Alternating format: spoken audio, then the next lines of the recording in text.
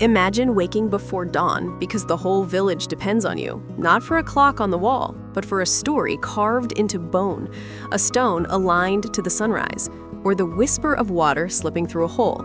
Your life, your children's food, your prayers, even the hour of a loved one's burial, all hinge on someone who could read the sky, the shadow, the drip. That someone was not a scientist in a lab, it was a neighbor, a priest, a watchman, and their instruments were the world itself. Stay with me until the end. I'll show you a humble little bone. No gears, no gold, only notches. That might be the oldest clock on Earth. If that surprises you, wait till you hear what it could mean.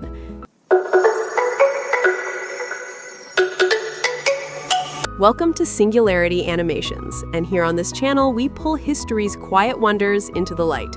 If the idea of ordinary people holding the cosmos in their hands thrills you, subscribe and join our family of curious minds. Because knowing how our ancestors measured time is really a story about how they loved, feared, and organized their lives. Hit subscribe and let's walk back through the hours together.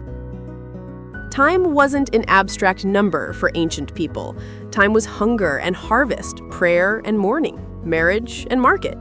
Your grandmother needed to know when the flood would come so she could plant. A captain needed to measure a sailor's watch so lives weren't lost to fatigue. A judge needed to limit a speech so justice could be served. Every ritual asked a question, when? And the answer shaped survival. That urgency made them ingenious. The most universal strategy was to read the heavens. Sun. The daily east to west path of the sun gave the clearest rhythm. People erected simple gnomons, sticks or pillars, and watched the shadow trace predictable curves across the ground. Out of that grew the sundial. Everywhere there was sun, people could divide the day into parts. But there's an emotional twist. People didn't just measure daylight, they felt it. The shadow told farmers when to sow, lovers when to meet, priests when to call the faithful. Stones, like standing stones, rows like Stonehenge, and circular enclosures tuned themselves to solstices and equinoxes so the community could gather when the year turned. Stars and moon. When daylight failed, the stars took the stage. Ancient mariners and desert travelers learned stellar timetables. The first rising of a star before dawn, called a heliolic rising, could mark the start of a season. Egyptians watched the heliolic rising of Sirius to predict the life-bringing inundation of the Nile.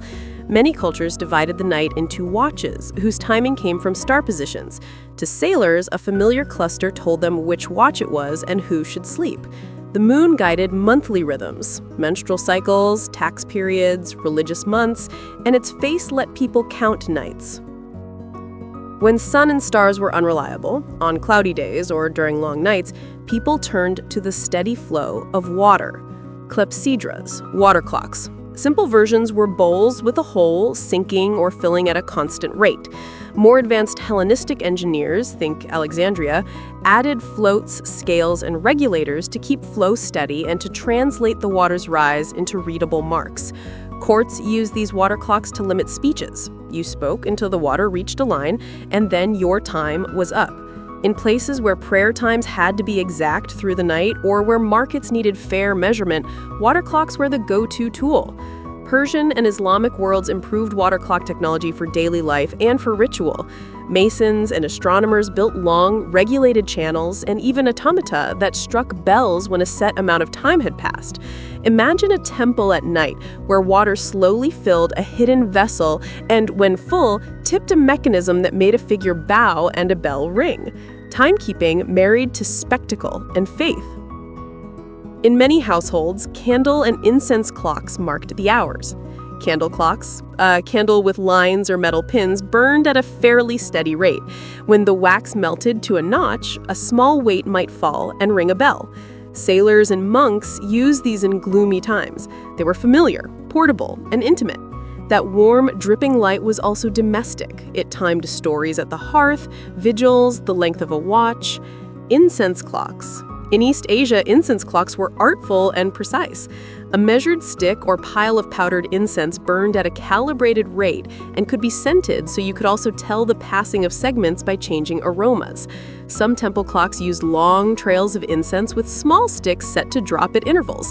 They made time into a ritual you could breathe, literally inhaling the hours, which bound people emotionally to moments of prayer and remembrance. Not all timekeeping needed devices. Sometimes time was a tally. Carved marks on a bone, knots in a rope, beads on a cord. Tally sticks and notched bones. Across the world, humans made marks to record counts. The Ishango bone, a small bone with repeated notches discovered in Central Africa, may be one of the oldest examples. Some scholars think its grooves encode lunar cycles or simple mathematical records, a primitive calendar in your pocket. The idea that a Paleolithic hunter could track moons with carved marks is a striking emotional bridge. The same urge to remember birthdays or anniversaries drove them to scratch the bone. Quipu.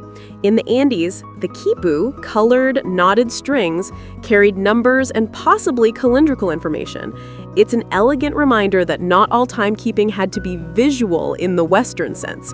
Tactile systems could carry complex records and were deeply woven into that society's administration and ritual life. Megaliths, petroglyphs, and carved stones were not mere monuments. Many functioned as calendars. Fahada Butte, the Sun Dagger, and other rock art sites align so that shadows or light patterns land on a spiral or notch at solstice and equinoxes. You can almost feel the hands of the ancients as they carved and tuned rock, testing at dawn and dusk until the light hit exactly where it should. These monuments turned the landscape into a public timepiece.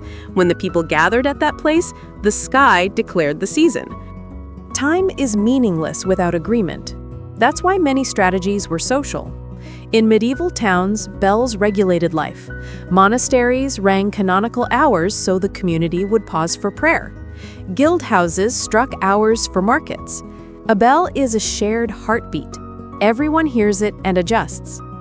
Trained watchmen and elders regulated watches, and through repetition, they kept communities synchronized. A neighbor lights the oven at the right time. A bard changes shift at the right hour.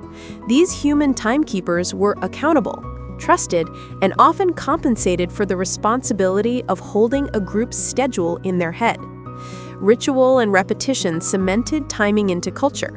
When your market opens at sunrise on the day the highest shadow hits the stone, you don't need a gadget. You show up because your life depends on it. Now let's unpack the practical strategies people used, the clever patterns beneath the inventions. 1. Redundancy. Multiple methods at once. Use sundials by day, stars by night, and water clocks for cloudy hours. Redundancy helped cross-check accuracy. 2. Calibration. Adjusting for seasons. Hours counted in some cultures were unequal. A daylight divided into 12 parts meant longer summer hours, while other cultures later adopted equal hours. Priests and astronomers adjusted devices each season. 3. Standardization. Leaders or temples set standards. Official sundials or legal candlesticks became reference points so merchants could settle disputes. 4. Integration with ritual. Timekeeping and religion intertwined. Temples often maintained the best clocks because rites needed precision. That tied the human need for meaning to the technical need for accuracy. 5. Encoding time in objects. Bones, ropes, and stones served as durable records. These simple records could survive generations. They were slow devices, but persistent devices. Here are some lesser-known and emotionally gripping stories that don't show up in basic textbooks. In ancient courts, clepsydras regulated how long a person could speak. The water's quiet rise was literally the end of your argument. Imagine the hush as a drop reached the line. The silence was an instrument of justice. Hellenistic engineers invented feedback mechanisms for water clocks, early control systems that made flow more constant.